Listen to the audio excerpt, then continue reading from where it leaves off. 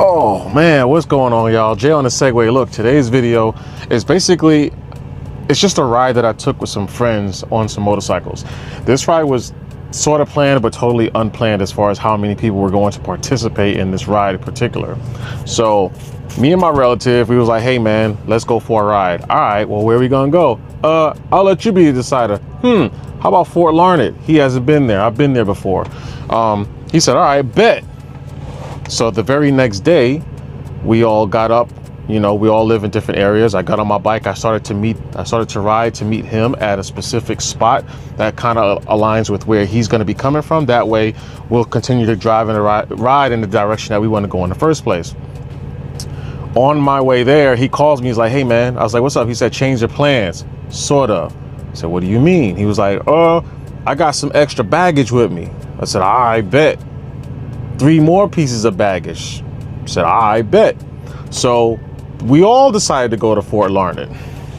So that's what this video is going to basically be about. There's going to be a lot of dialogue in this video because this video is kind of like a little bit of the riding part. I'm going to B-roll a lot of stuff. And then it's kind of going to give you guys a tour of Fort Larned while allowing you guys to see us interact. As for me, I'm a stranger to most of them, kind of, sort of. I've met most of them before, except for one guy, which is the guy that was on the Kawasaki. I forgot the name of that bike. The Versys 1000, I think it was, or 650.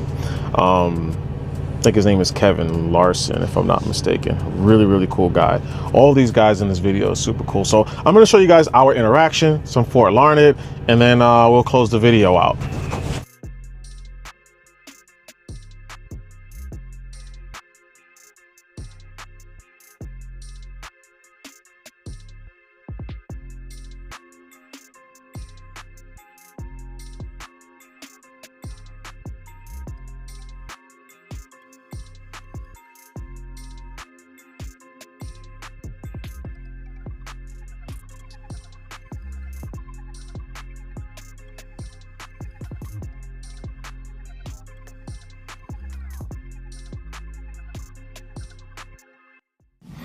Here we met up in Salina, Kansas at an IHOP. We just got finished eating, so we're getting back on the road to head to Fort Larned.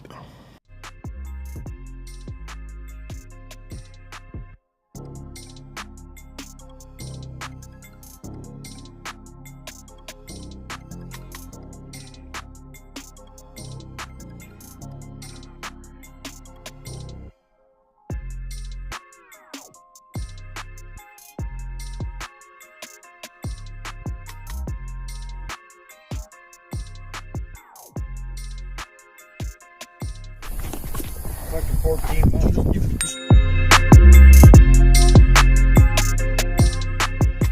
You stole something from my bike? Your shit was peeling off, player. Oh yeah, I know that. I'm not gonna leave that on there. Yeah. Your shit was peeling off like the bottom of his saddlebag.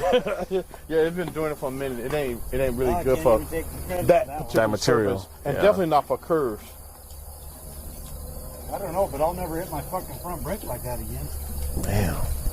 There was that one guy that was in front of us when we got out of Great Bend. He was he turned by the railroad tracks. Yeah. He locked his brakes up too. Really? Yeah, he was like, he like wiggled it, and then he went to go make his turn. At us in the mirror. That's probably what it was. Yeah. He was too busy looking at us.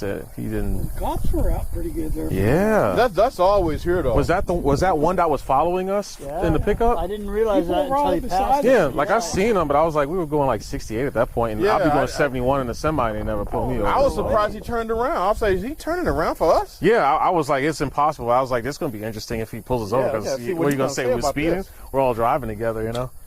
So he probably saw my bike and probably thought it was a sport bike. Maybe thought, you know, maybe I might be speeding or something, right? And then it's probably something else. It's like 3 white guys and 2 black. We missing 1 black guy. He probably let us know. He probably just let us know. Shit.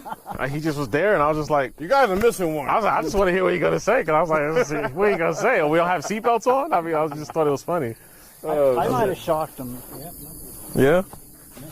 You said you did what? Man, damn, you I might have shocked them. Yeah, that's why I was like, Before I realized the one that was following us for a while, Yeah. there was two sitting on the side. yes. Yeah. The first one I didn't recognize, so I didn't wave. But the second one I waved at. Right. I never waved at them. I wave at all of them. They usually wave, so I just be waving at them. Here's my comment smart on that.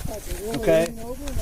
Who's going to be the first responder if one of us goes down? Right. Usually, One of them. we usually have good experience with them with that I'm kind going of to be on stuff. the The good bikes. side of it than the bad side. Right. You want them, I'm going to go fly right now type guy.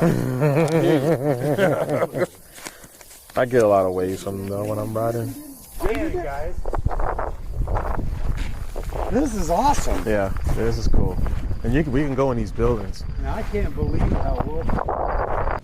Okay, this is where I come in. So the buildings to the far left. If you look to the left, all of those sets of buildings are going to be officer quarters, from commanders to lieutenants. These buildings were for them, you know, and they had kitchens, they had beds. Some of them were musicians or like to play musical instruments. They had stoves. In the very far back, you see the door all the way to the back. That's where the kitchens are. They had underground storage because this area was an area where tornadoes were possible, you know, so they gave these guys underground basements / bunkers per se to hide away in case the weather got really, really bad. But as you guys can see, they had a bed. These guys had personalities, you know. They get the little telescope there, and there's just all kinds of things. Marble top furniture, you know, the tall doors, tall wooden doors, laminated and everything like that. You guys can see that, you know, although everything you see, they weren't there when these guys left this fort. A lot of this stuff has been donated from local farmers and stuff like that. This place was actually a farm at some point after they left the fort, after the fort was abandoned. A farmer bought the property, and you know, he just kind of had it. He actually had a lot of these buildings just sitting here still. And I guess the state eventually ended up buying it back from the farmer, and they ended up making it, you know, Fort Larned for people to come visit, kind of give you guys an idea on what it was like back in the days and the buildings and all that kind of good stuff. So that's pretty much what you're seeing here in these next sets of clips. All right, so the building we just entered is the visitor center. They usually have a sign in, as you see me signing in here on the video. This building has a lot of value to it per se. The first time I've come here, this building was closed. So whether it's going to be open or not is dependent on, I guess, whatever's going on.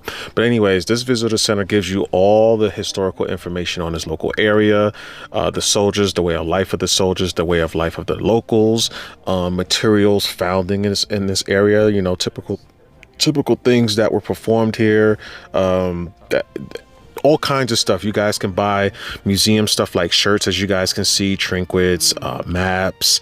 There's all types of things. There's usually a ranger here, like the gentleman behind the counter. They can give you a little more information on this location. But this building all in itself would kind of tour you through the entire facility in a way.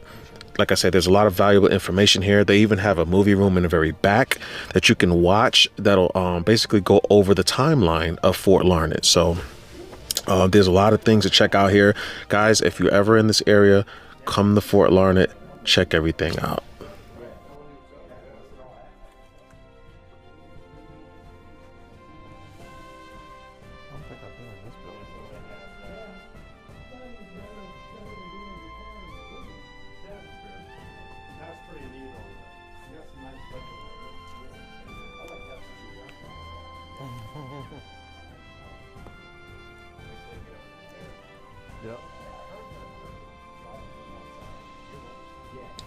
Here in this clip, you guys can see this picture of this buffalo. The soldiers and the local natives, they've used buffaloes for hundreds of years, possibly. And you can see the different parts of the buffaloes and how they were used to make and use for different things. And so this next building here, this is where the regular enlisted soldiers lived. So this was their living quarters. You guys can see they had buckets of water that was always to the left and to the right in case there was a fire. A lot of the buildings were made of wood, so obviously fires were a big thing back then. But you guys can see all the bunk beds, the weapons on the walls. The beds were always made just right, dress, uniforms. I mean, they were very, very organized, to say the least. But yeah, these are the barracks right here for the enlisted soldiers. And now if you look in this room here in the very middle, that is where the NCOs would live. These are the guys that are in charge of the soldiers. That would usually be their typical living area. They had a little more space, obviously, a little stove, tables and stuff like that. So that's kind of what they used to live. You know, that's what that looks like. And over here to the far right, this would be a cafeteria. So this is where the soldiers ate, gathered, you know, possibly played games. Maybe they had briefings in here. If you guys been in the military, you kind of know what that's like. And that door straight ahead, that is going to be the kitchen area for the soldiers. So you see the Tupperware to the right. You go a little bit further back here, and this is your cafeteria. This is where they made the food, obviously, for the soldiers. And you can see the little thing to the right on the wall. I don't know what that is, but anyways, this is the soldiers' quarters building. You got your little bathtub? Medical facility. We were using those shooters in 91 in Saudi Arabia and Iraq. Really? Sitting right next to each other, just like you see though, no partition or nothing. That'd be weird. It was weird, but you had to see. You got used to it. Male vehicle. But you're sitting by Medical vehicle. We be talking and cracking jokes and everything. Look at that shitter right there, buddy. And then somebody had to pull them out in the night, you know, in the morning and burn it. Mail call. That was a detail. Medical. I keep saying mail. That's a medical. Yeah. the ambulance. Oh yeah, there's the Blue Cross or the Red Cross. Ambulance. When they did all the surgeries, they always gave them a shot of They're whiskey. not gonna do that on the wagon, bro. That'll Just try to get their work, ass man. here. I mean, Maybe that's where that phrase come from when he got back on the wagon. Or he's off the wagon. Ah, there you know? go. I'm just spitballing here. I don't know. Freestyle. Freestyle Fridays. I believe that. Dang, what's this guy crawling in the grass? That's pretty, fella. Bird carrying something. Oh, it's a Oh, he got a whole grasshopper he hauling across the grass. That's crazy. You better get. My guy over here dragging a whole grasshopper through the grass. He must be hungry doing all that work. Maybe the grasshopper giving him a lift. Did you guys ever Like, that's how you did shit back in the day. that dude, I was like, how hungry are you? How much energy are you using to drag that dude? That's how that mountain lion gonna drag you up that tree. Y'all weigh about the same. All right. That joke was personal. My relative said that because I like to go on hikes in the middle of nowhere. I could be in the mountains. I'll go for hikes. I can go for hikes in the woods at like 1 a.m, 12 o'clock at night, whatever the case may be. So he said that because I go out there naked, B. I don't have protection of any sorts. I just be out there just walking. He's like, you know, one of these days a mountain lion gonna snatch you up from a tree, or a bear gonna maul you, or something of that sort. So that's why he said that. You go to prison, Jerry, and gonna take the manhood just because you was out there picking the like, what you dude, I'd be a tough motherfucker about time I got out. I'd be lifting weights all the time. What you in here? Oh, this is the bakery. Medal at a National Historic Site. Speaking of bread. Yeah, no shit. What are you in for?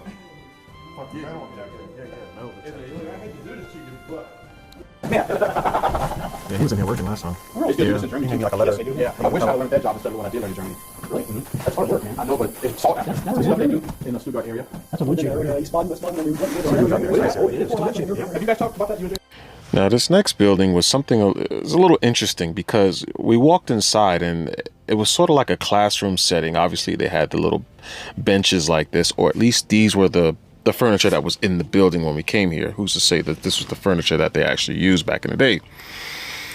But they had learning things, learning tools. There were books. You can see on the board here, it says A, B, C, D. I guess it's the capital letters and the lowercase letters, teaching them cursive, teaching them how to write regular block letters, bold, italic, whatever you want to call it. Then you can see to the left, there's a map of the United States, kind of, sort of, as the United States. I mean, this was a very interesting area, or interesting part of the whole facility. Like, we was trying to figure out what this was. We came to the determination that this was a classroom. They were teaching soldiers things. They probably had briefings here. They probably were teaching them just basic things, I guess, at the time. So that was pretty interesting seeing this part of the whole property.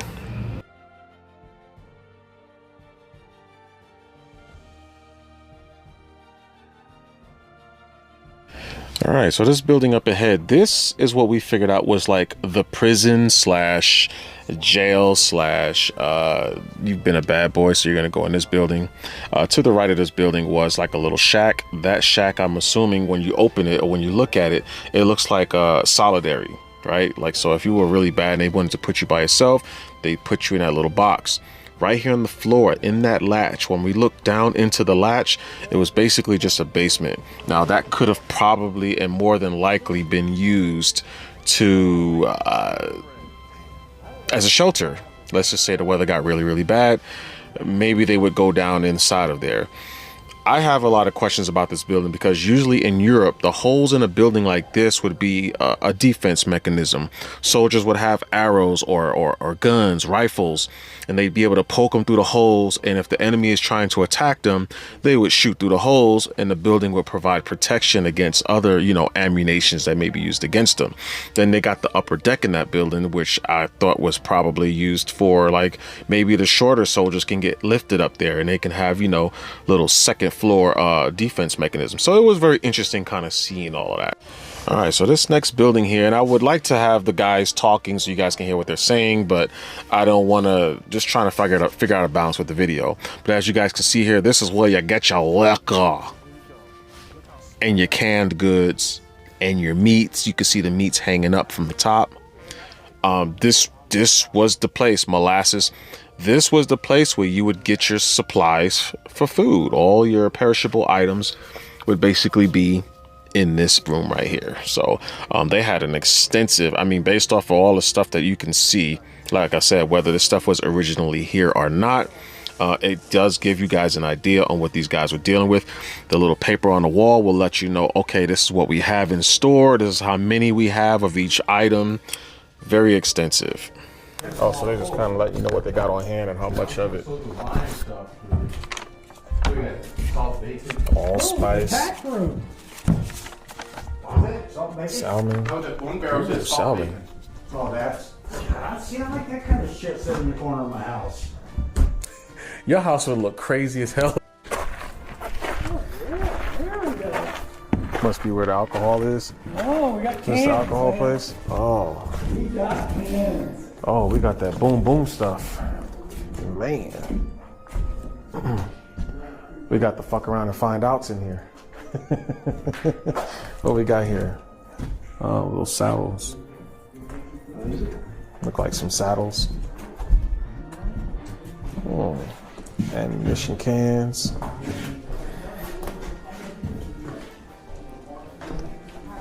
Got the boom your deads.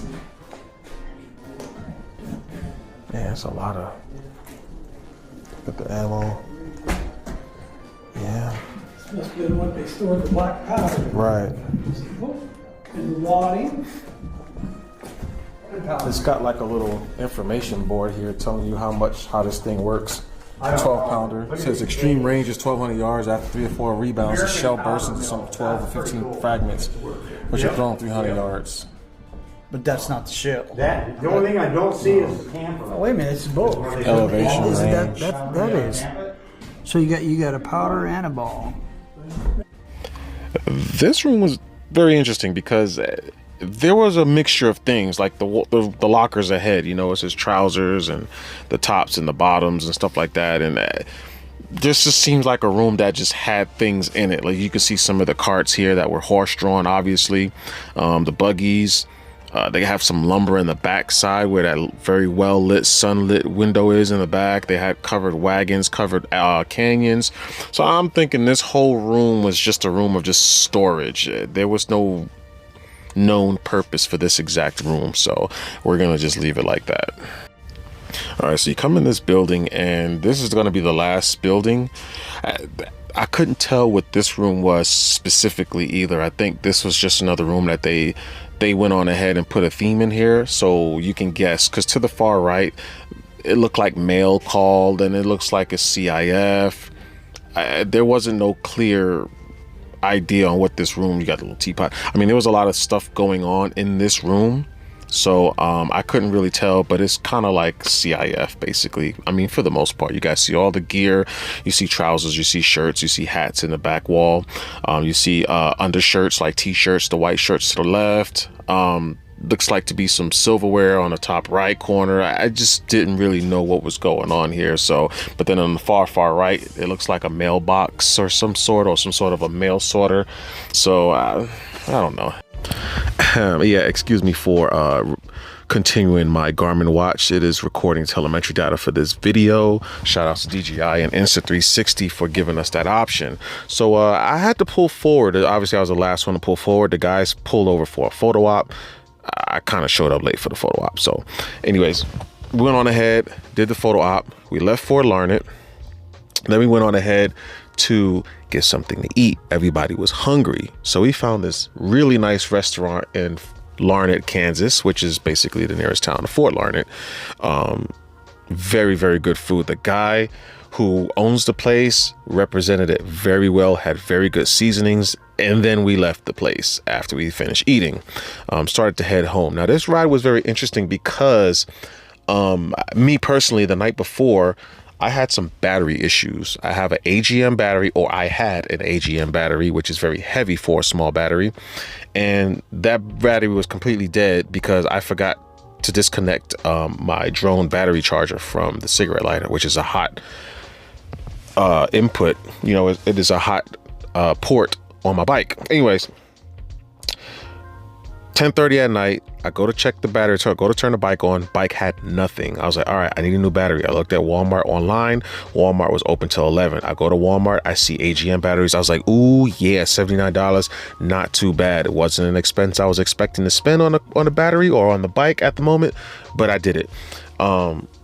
But I didn't, because I was looking above the AGM batteries, and then there was these lithium ion batteries, you know, stuff that our cell phones have, electric scooters have. A lot of modern day high output tech items that uses batteries or internal batteries use lithium ion. So I was like, $140 versus $79. I said, you know what, I'm going to spend the $140. These batteries are supposed to be really good. I see how they perform in general as a battery. So I went on ahead and got it.